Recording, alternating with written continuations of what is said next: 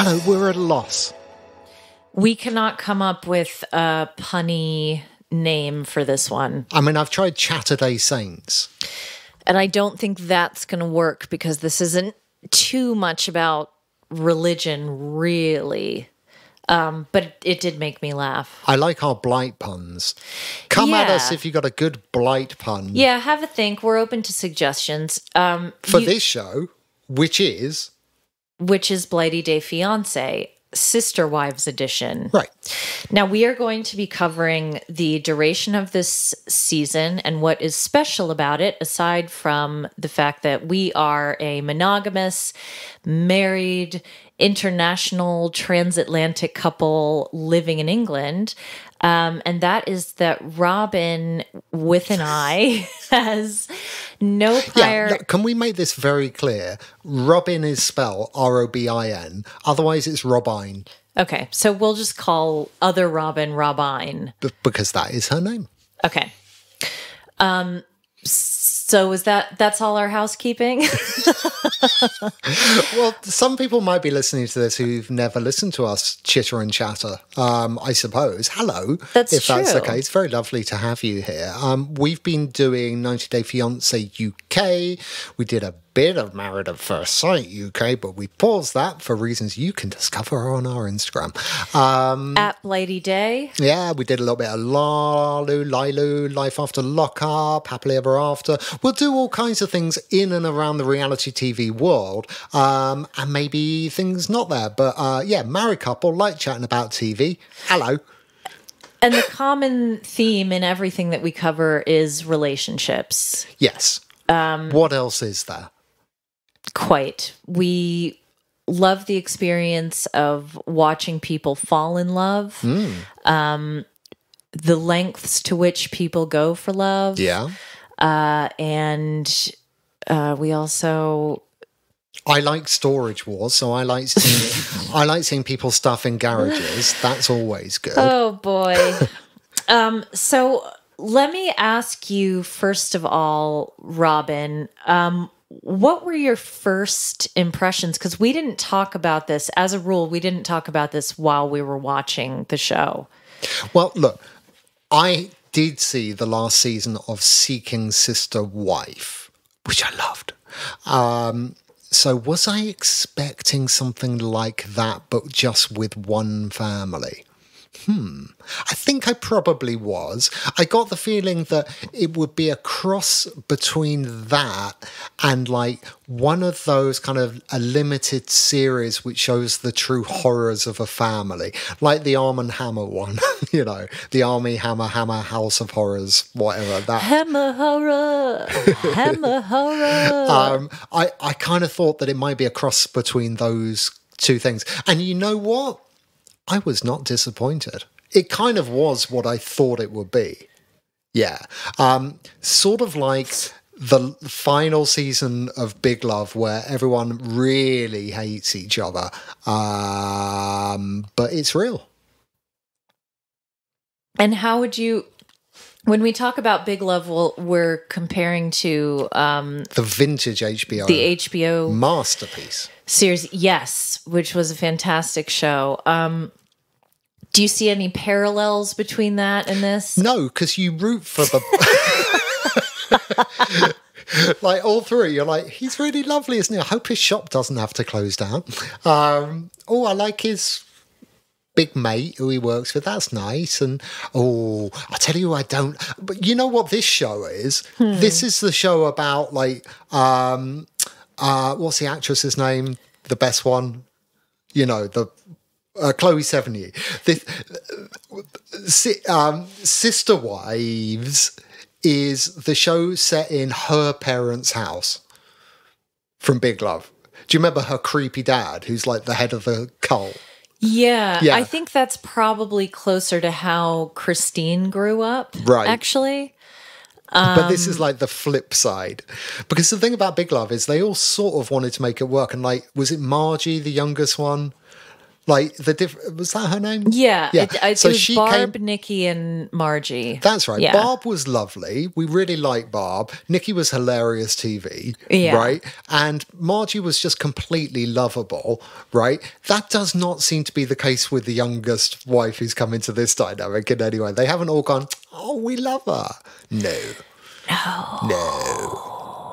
No, not at all. But I was interested in this to hear that some of them are close to others, because I didn't see any of that at all.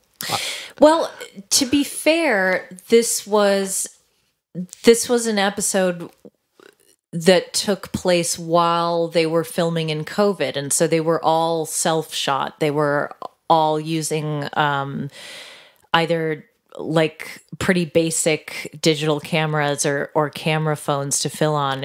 I thought they did a pretty good job. I thought it was more effective that way. I thought Incredible. This is what I want from all reality TV now. I really do. I don't want a producer there saying, let's go-karting. I just want a camera in the room rolling. And the edit is harder. You've got to do a lot more work to find the good stuff, right? Yep. But isn't that really what it should be? Because this was incredible. This was like, that's a very big K in that, like. This was like the best like bottle episodes of my favorite TV dramas, like the episode The Fly from Breaking Bad, or, you know, where you just have like two people in a room and it goes backwards and forwards and the intensity is overwhelming. This was golden television.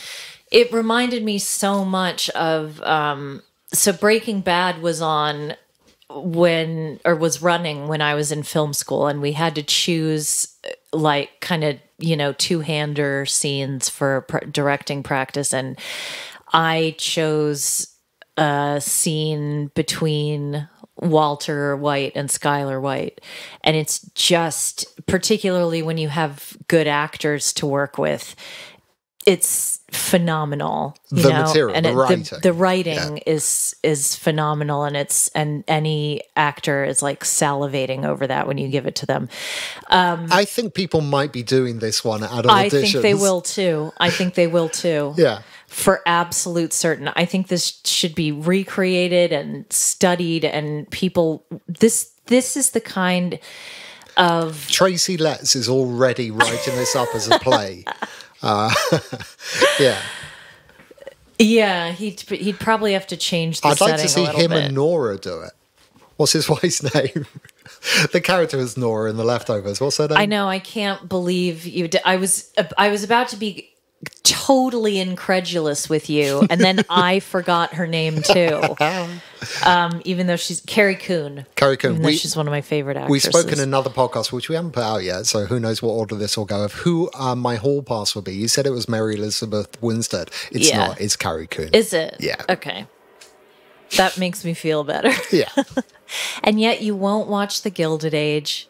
Maybe that will be one of your punishments for... We are crossing the streams. Literally, we're crossing the streams. All right, let's. So I think the best way to approach this, because it's so sparse. Right. Yeah, there's no beat by beat here. No, there's no beat by beat, and I don't. Sorry, I don't mean sparse. I meant. There's a different word. There's two that I'm things, looking for. two things that are essentially intercut, and I know they're different. But you have the outside summit. Stark is what I meant. Right. Yeah. Yeah. But you got the outside summit where they're all sitting together on chairs they all have to carry themselves, and then you got that was in a flashback. Oh, that was a flashback. Yeah. Oh, I didn't know that. Yeah. Okay. Well, you see, this is my ignorance. No, that's fine. I thought that was kind of fine. But you got that, and then you got the two-hander. And rather brilliantly, they're kind of woven together. Well, for me, it's the scene with Robin and Cody, and then the scene with Cody and Christine. Okay. So I thought it would be interesting to kind of start with Cody's conversation with Robin. Robin. Yes. Okay. Which is essentially... the meat of which is I need to talk to Christine. right. But I don't want to do it. Will you do it for me, please? Can someone else not do it, please? So when he comes in, she's scribbling something on a notepad, which is interesting.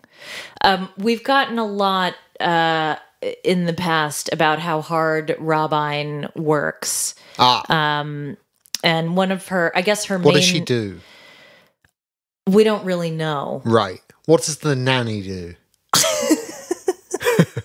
Well, that is the root of the root and the bud of the bud, because as a very clever Redditor found or unearthed, there was a scene from season 8 where they were all gathered. This is season 93, right? It's season 17. Okay.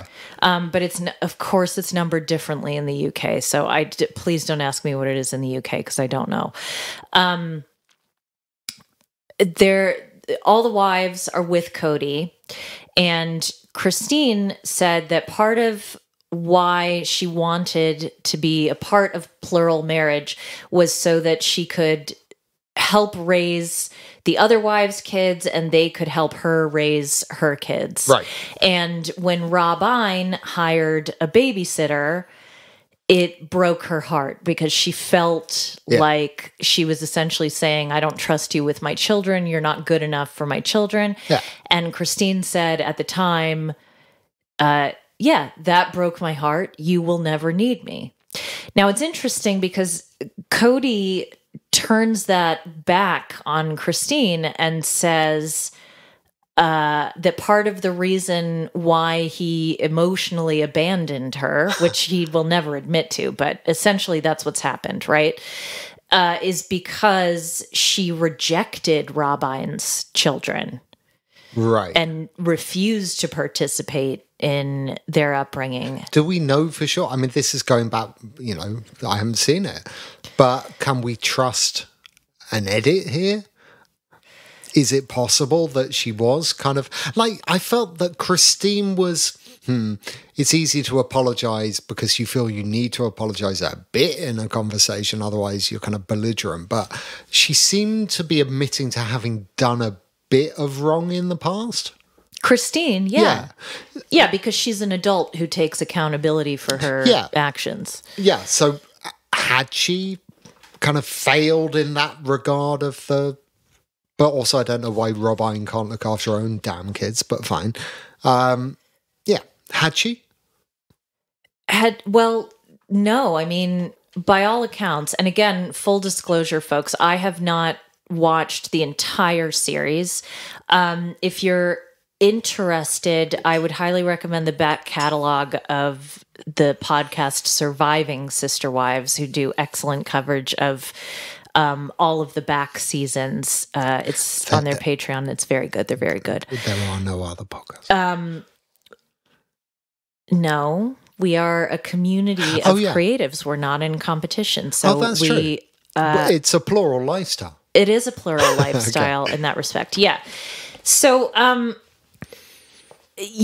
can't speak to that, but it certainly seems that because Christine was raising everyone else's kids, and as was referenced in this episode, she was also working when she was heavily pregnant, working nights, that she didn't feel like she had a purpose when Robin came into the family, because Robin hired a babysitter, which was something that none of them had done before. Maybe the babysitter was hired for Cody. Yeah. Was it a babysitter or was it a tour manager? Because I want to know how Cody's got enough time for all these wives and stuff and still finds the time to sing in Nickelback. He does have unfortunate hair, and I wish I could tell you that this is the best or the worst iteration of the mystery that is his hair, but it isn't. Oh wow. He's cycled through a lot of I think it's always been long in the time that we've seen him, but he's gone through several cycles of facial hair and hair's hair interesting, combos. Right? Because on a man, that's Chad Kroger. Yeah. Yeah, not heir to the supermarket chain empire. No. No. You know your Nickelback very well. Had to make his own money with Nickelback. On a woman, it's Carrie Bradshaw. Yeah, you're not wrong. Right? So it's just remarkable how some hair can be catastrophic on a man and quite lovely on a woman. Yeah. And that isn't, I'm not saying there are gender roles and that men can't have lovely, flowing, curly locks. Just not this one, Not because that one. he looks like he's stuck his finger in a plug socket. So Rob Ian's position is that, and I should add that I think, like most of our audience, I hate Rob Ian. There are very few people who I hate in general, and most of the people I hate are people I don't even know, and she's one of them. Right. I think her behavior is Machiavellian, which I would respect if it wasn't hurting people's lives, particularly, children. Anyway, Rob Ian's position, or so she claims, is that if Cody's been kicked out of Christine's house, which he has, in effect, she has packed up all of his stuff and put it in the garage. It's attached to the house. Yeah. That he should sleep on the couch. It's so weird. And because Christine might want you to be there. She just doesn't want you in her bed. And she might want to come down in the middle of the night and have a chat. Well, how far away are they living? How far away are their separate houses now? I don't know, to be totally honest with you. Because they're building a compound, right? Yes. Well, no. I'm calling it a compound. In theory, they are. Well, no, I'm saying I'm saying no because it's never gonna they happen. haven't started building it. Yeah, so, that's fine. Yeah. So they have separate houses in the same town? Yes. Same street? I don't know. They're in Flagstaff, but let's say they're within driving distance of each other, but maybe not walking distance.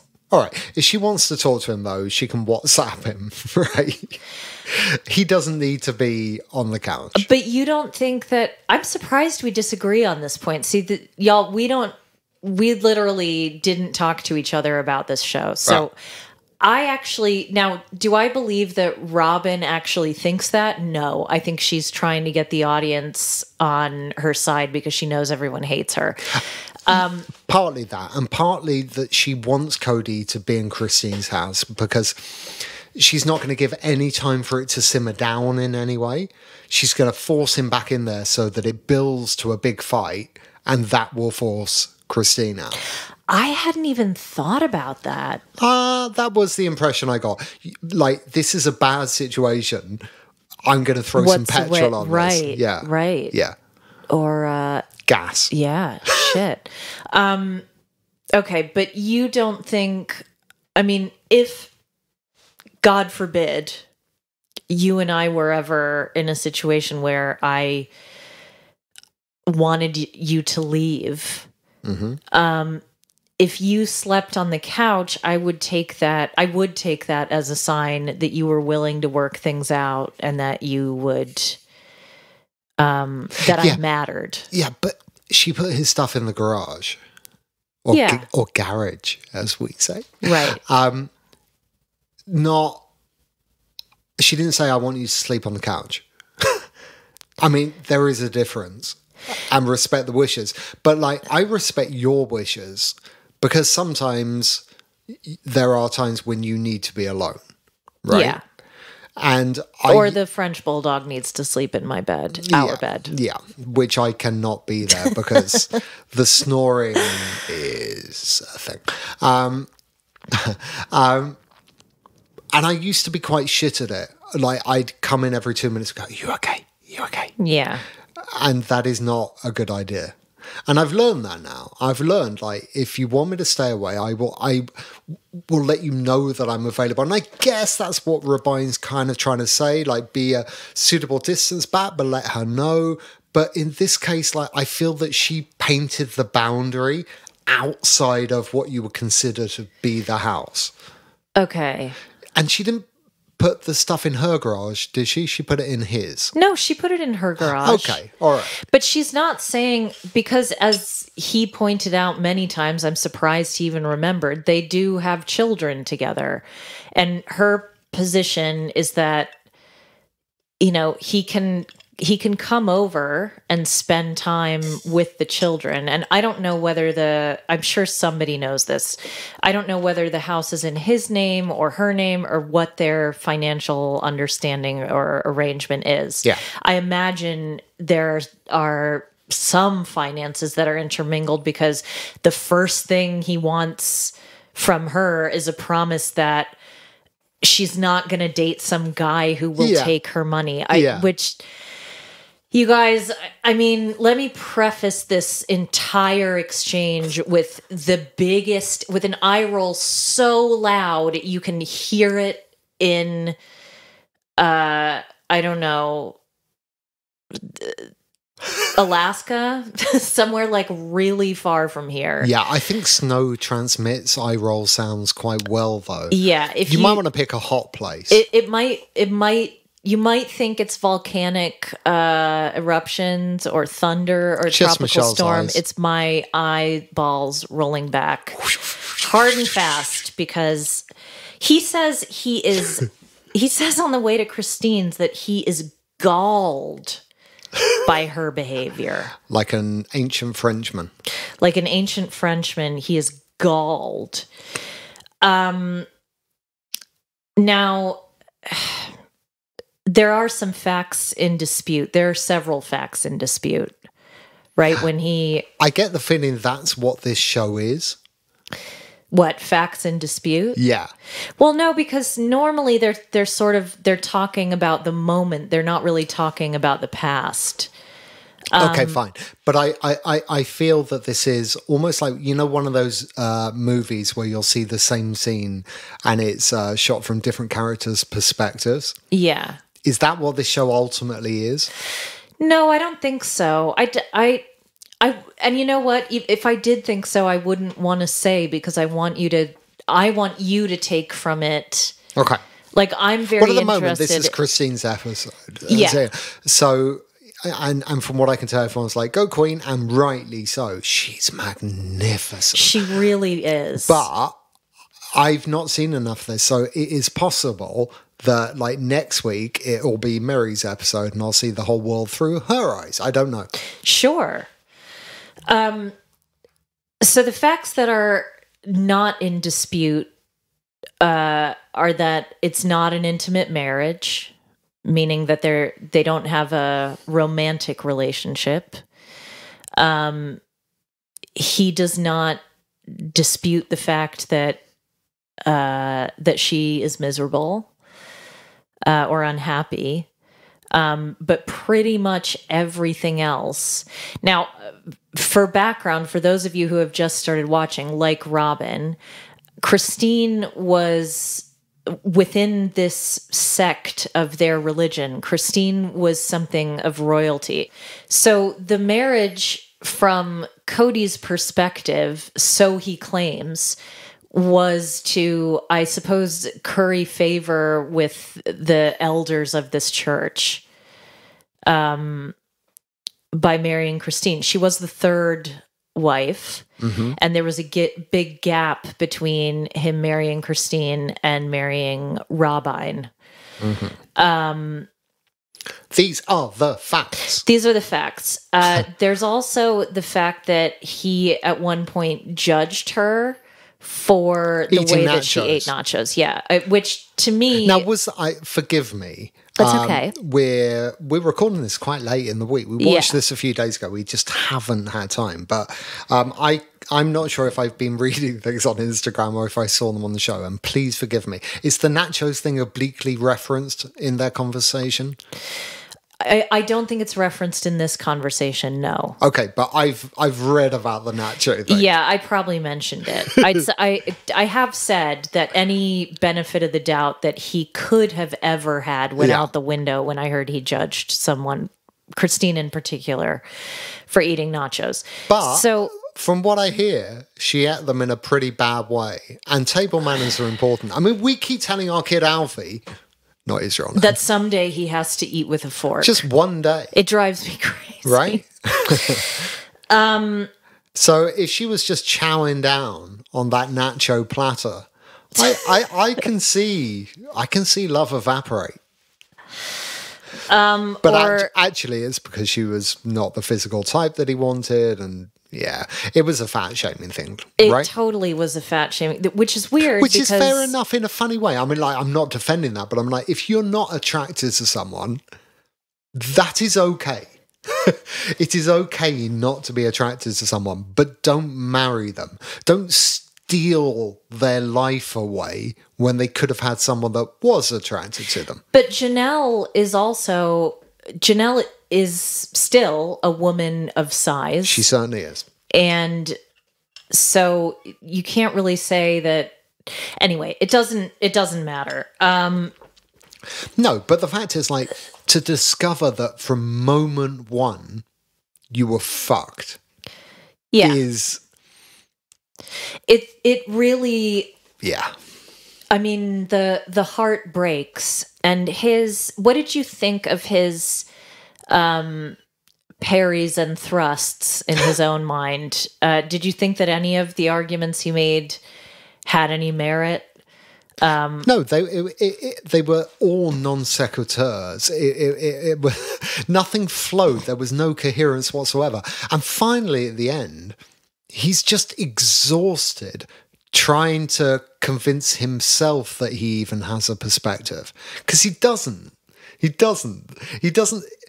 I don't think he's stupid. I think he sees it exactly like we, the audience, see it. But feels he has to argue, and there's no argument to be done. His perspective is, we have to stay together for the kids. By the way, please don't stay together for the kids. No one stay together for the kids. Like, I came to love my dad later in life, but when I was a kid, I was terrified of my dad. He was a monster, and he made my mother very, very unhappy. And I really wanted my parents to split up. There is nothing worse than growing up. I mean, God almighty, don't. Ugh. Can you imagine? Like, those kids must be like, please, can we go to Utah? Please. Yeah, well, I think it's please, I want to see my mummy smile. Right? And there are terrible things that they both raise that I think are devastating. I mean, the fact that Christine, asked him for help when she was heavily pregnant, when her eldest daughter was taking care of her younger kids. And I think, she didn't specify what kind of help it was, but I think part of it was just that she wanted to be seen. Yeah. And supported, and to not be the basement wife. All of his arguments, I was there, I'm always spending time, you get an equal share. This happens from what I can tell with and I've often thought about this because you hear about plural relationships, marriages, and you talk about it in terms of the nights, right? Mm-hmm. Because these rules were written by the patriarchy. So at the end of the day, it's where's my dick going to be tonight, right? Right. You never hear about the days. Ever. You never hear about the days. And that's kind of her point. Yeah, you might have been here on Tuesday and Friday nights. You might have rolled in. But where were you all evening? Where were you on the days when you weren't working Right. And she says that 3 days. over an 800-day period that he was there 3 days. Right. Which is unbelievable. But a blessing. Sure. Ultimately a blessing, yes, as was COVID. And Nickelback are a very popular band. Another facile argument is he tells her that Mary doesn't complain about their lack of intimacy But and we about see not Mary, having. And Mary is broken.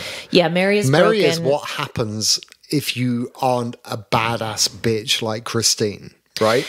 It's not even that. I'll finish what I was saying. Yeah. So he says, so on the one hand, he says, Mary can do this. Why can't you? On the other, when she says, I see you. Now, this is interesting because she says, I see you being an amazing husband and father to your other wives, and you can't be that for me. And then he goes, well, don't compare yourself to the other marriages. So which is it? Yeah. Does he want her to?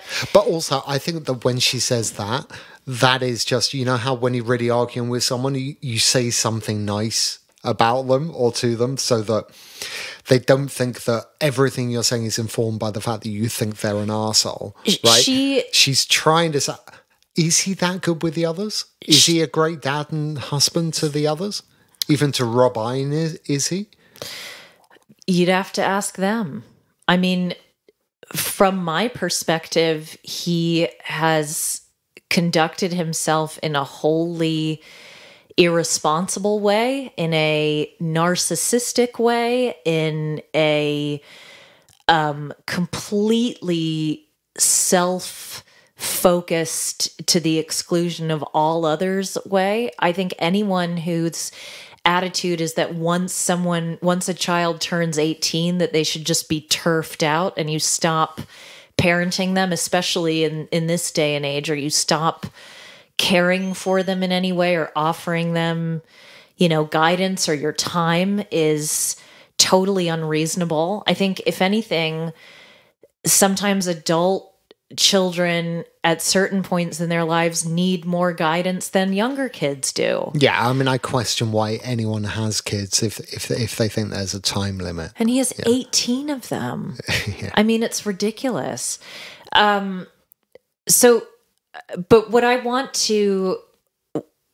gleaned from this that I think was just so powerful and so awe-inspiring is that she stayed in her grounded self. She stayed in her truth. It's magnificent. Therapists and motivational speakers and any number of industries should use this as a training video. Yeah, absolutely. For keeping your cool. Yep. Speaking your truth. She didn't take any of his emotional hooks. Yeah. He tried to bait her so many times. He called her a liar. He said she was disloyal. He called her selfish. And then she's coming back with these hammer blows of, why do you want us to stay together? Exactly. And it's like, bam! Yeah, I mean, talk about, we often say, blast, when somebody has a killer line, and she just had so many. I mean, this is a man who... But they weren't blasts, that's the thing. They were delivered, they were silk blasts. Yes. Honestly, the grace of this woman is inspirational. That is, it absolutely is. And the last thing that I want to add, the last observation is, and I did tell you this during the episode because I felt it was relevant, that one of Cody and Christine's daughters had very serious scoliosis, such to the extent that she had to have spinal surgery. Yeah. Very painful condition to have. I had it. Fortunately, mine wasn't so bad it needed to be corrected surgically. But this was during COVID. She had to fly across the country, which required them to quarantine at various points.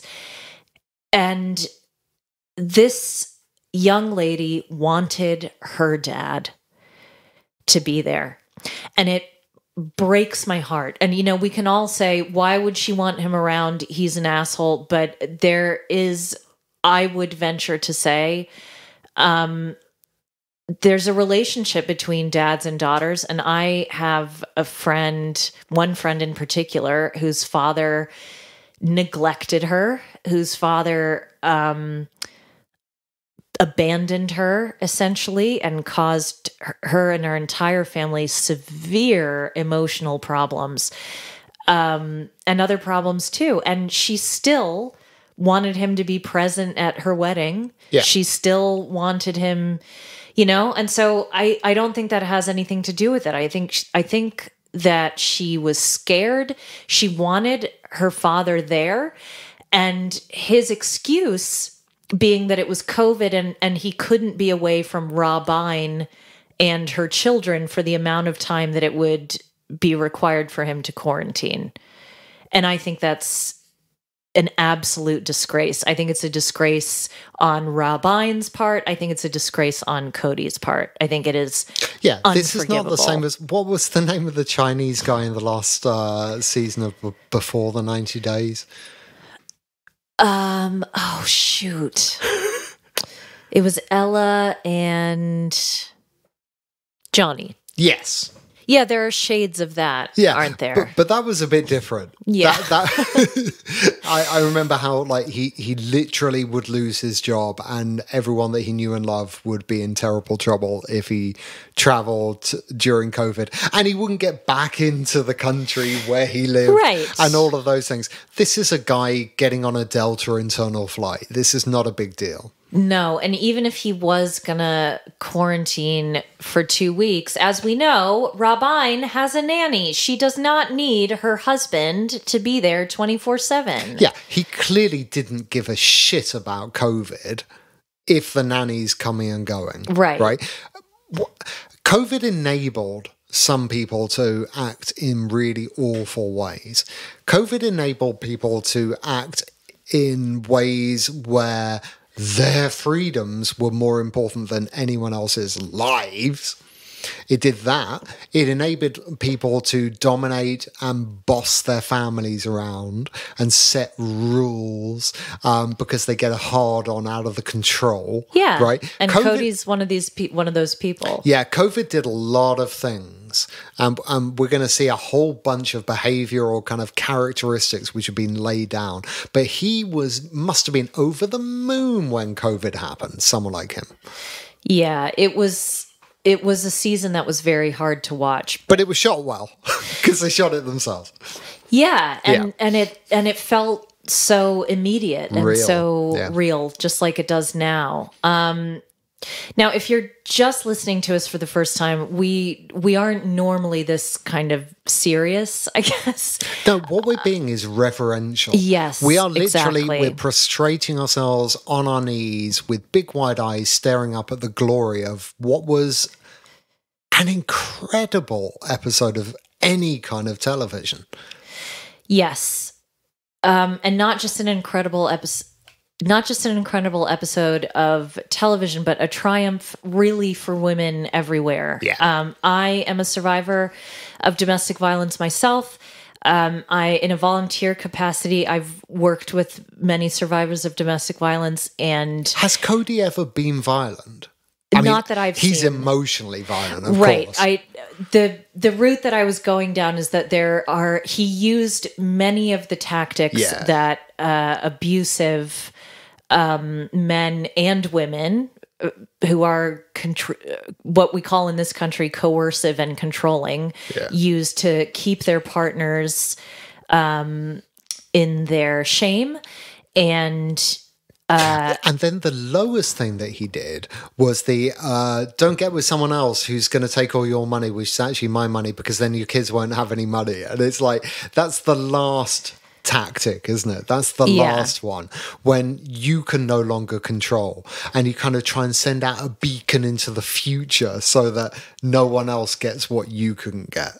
Right. Yeah. And it's patently absurd for him to say, I'm going to fight you if you try to take our daughter out of state, because if he's seen her 3 times in 800 days, you better believe Christine has kept records of all of it and that there's proof. And nothing's stopping him from going to visit. And they were living Utah. a criminalized lifestyle on the quiet for a time in places where it wasn't allowed, right? On the quiet and on broadcast television. Yeah, he hasn't got a leg to stand on. Yeah. So we will be back next week, hopefully with more japes Fun and games. Fun and games. Hopefully we'll get They're all going to go bowling together. They're going to do each other's hair. Well, what I am looking forward to, Robin, you, Robin, not Robin. Not Robin. What I'm looking forward to you discovering without my guidance, I'm looking forward to you discovering all the little idiosyncrasies that each of these women have, and the sort of phrases and skewed logic that they rely on, the wisdom that governs each of their lives. And I hope that by the end of this season, you too have a favorite wife. Yeah, am I going to have any like virtual friends from this? You know, like how some people on some shows, they become like very dear to you. Or am I going to think they're all a bit weird and awful? No, I think that Christine... Well, Christine's now a hero. If she never does anything else great...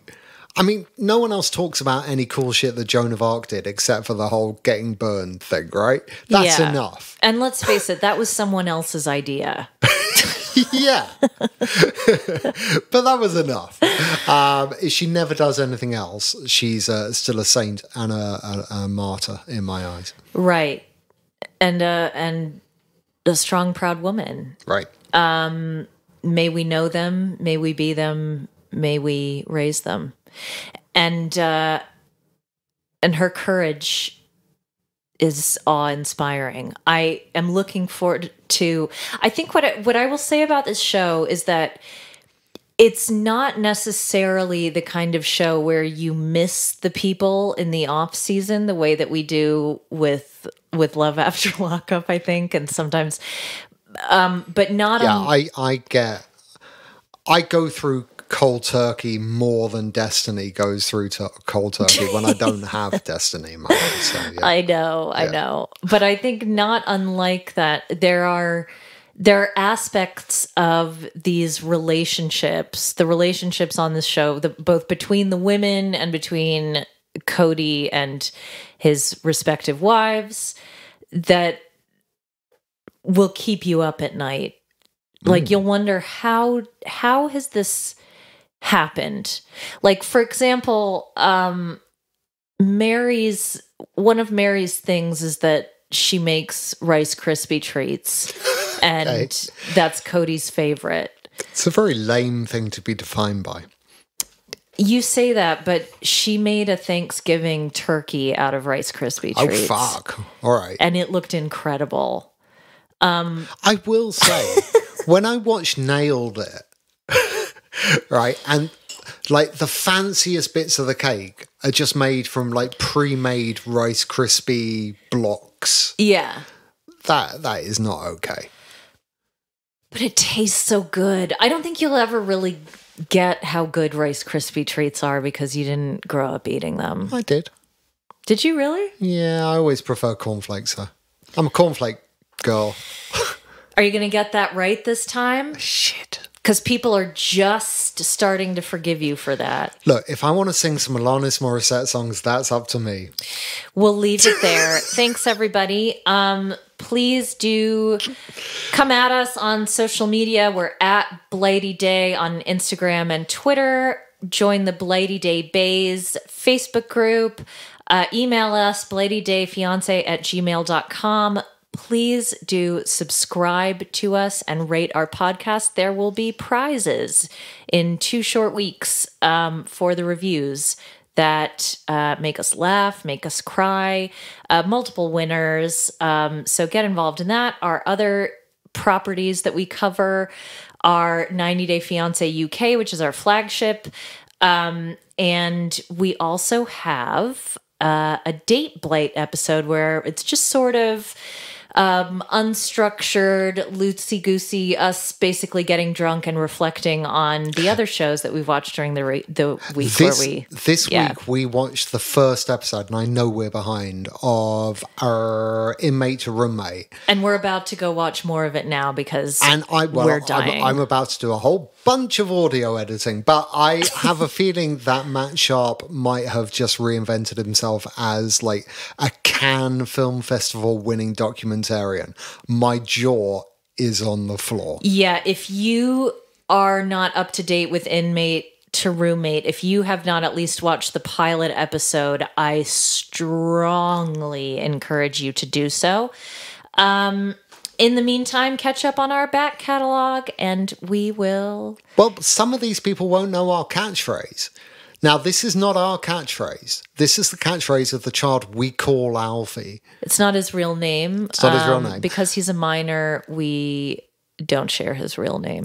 But he likes to say, "See you soon!"